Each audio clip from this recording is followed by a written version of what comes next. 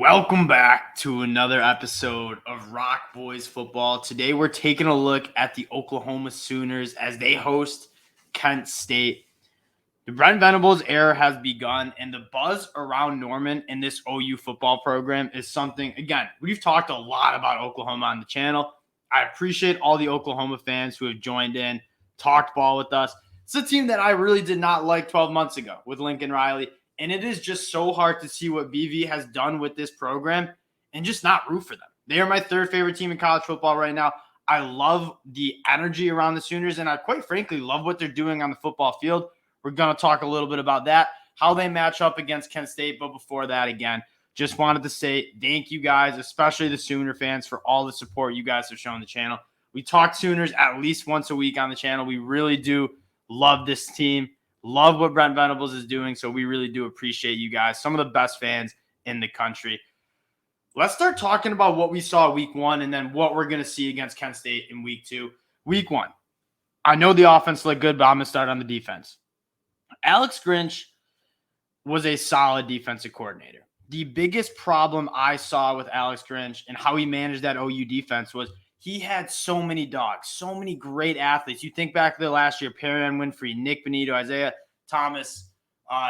You had Brian Asamoah at the linebacker spot. This team had so much talent, and I felt like he played such a conservative brand of defense. I mean, rush 3, drop 8. Nick Benito was spying the quarterback on a lot of dropbacks. Taking a guy like Nick Benito and putting him as a spy, who is arguably one of the best pure pass rushers in the country, and putting him at a spy, I get he's athletic. You want him going chasing the quarterback down, not just watching the quarterback. The difference you see in this defense is they are playing, they're not trying to just bend but don't break, stop you in the red zone. They are going to smother you.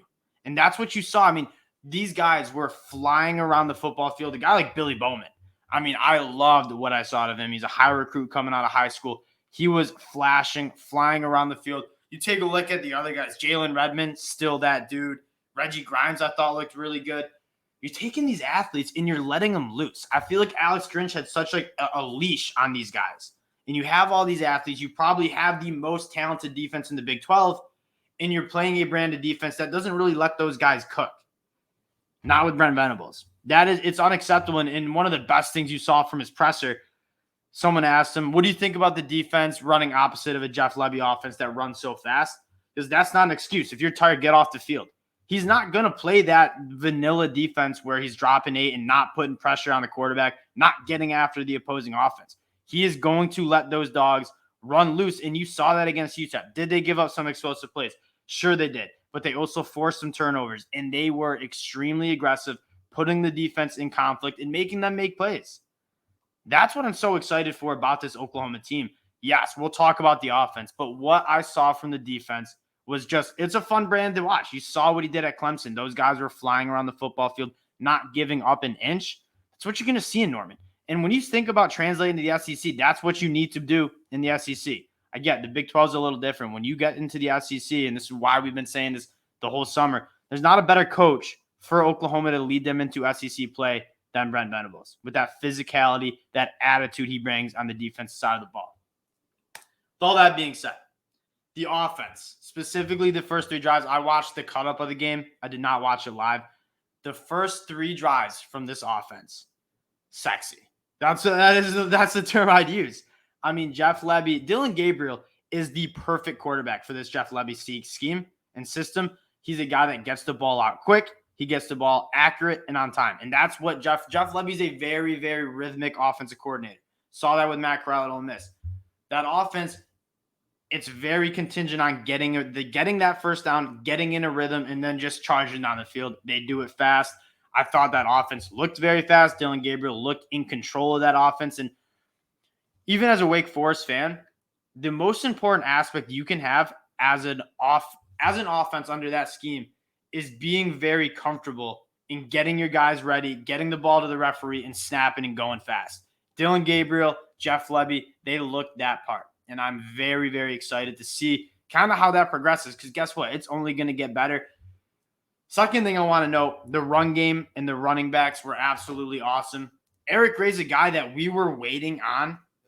He's a guy that I feel like is waiting to break out. I was ready for him to break out last year, and with guys like Kennedy Brooke, he didn't really make that happen. This year, I think he can kind of make that happen. He put some weight on, and he can be a guy that is really perfect for that scheme because they're gonna get him outside the tackle box in space where he really excels. But you look at what he did between the tackles: 16 carries for 102 yards, averaged over 6 yards a carry. He was very active. And you have a deep running back room. Marcus Major, Javante Barnes is a true freshman. I think he put the ball on the ground once, but he also looked really good. Offensive line, you guys know I'm a huge fan of Anton Harrison. I think he can move people around. And then at the tight end spot, Willis. I mean, he was awesome. Not only in the passing game, but I was more impressed with how good he was in the run game. They're going to try to establish the run with how good that offensive line is, with a very good blocking tight end behind some good running backs. You're going to see that running game thrive.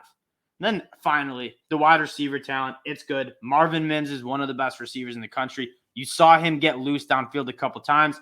You got a bunch of guys who are really, really good with the ball in their hands. I'm excited to see guys like Jalen Farouk get the ball more. You saw one of the most incredible plays. Drake Stoops is a guy that you really like. And then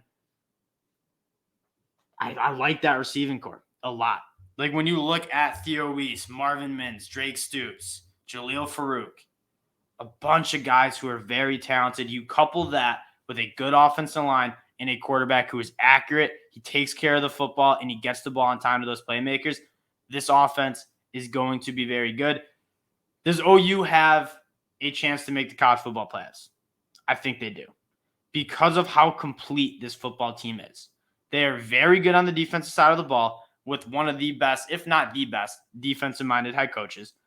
On the other side, you have an offense that is extremely explosive. They can win games ugly on the defense side of the ball, running the football, and being good on defense. They can also win those games that need to be shootouts with Dylan Gabriel, Jeff Lebby, and how talented those skill players are.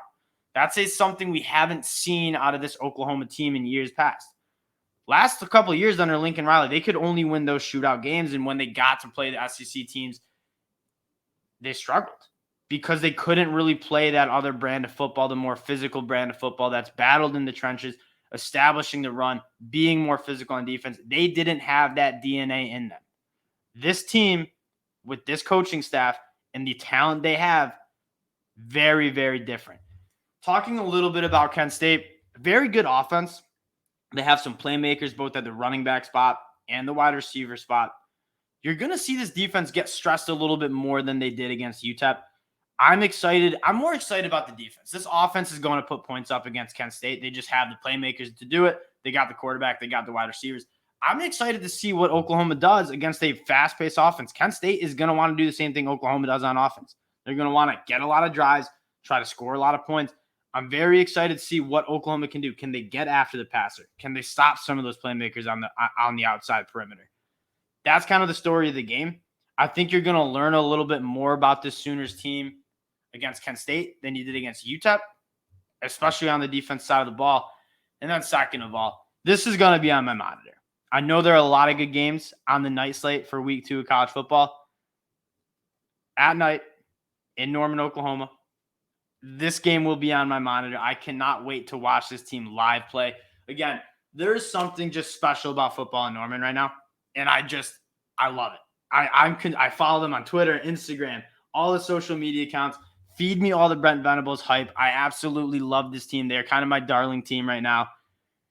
That'll do it for what I have to say about this team. We'll recap this game Saturday night. We do appreciate you guys for stopping by, checking us out again. If you are a Sooners fan, come join the community. I'm a rookie Sooners fan. This is my first year of really, really riding with the Sooners, and I'm absolutely loving the ride so far. So if you guys do like the content, consider subscribing to the channel. We really do appreciate y'all, and we'll talk to y'all later.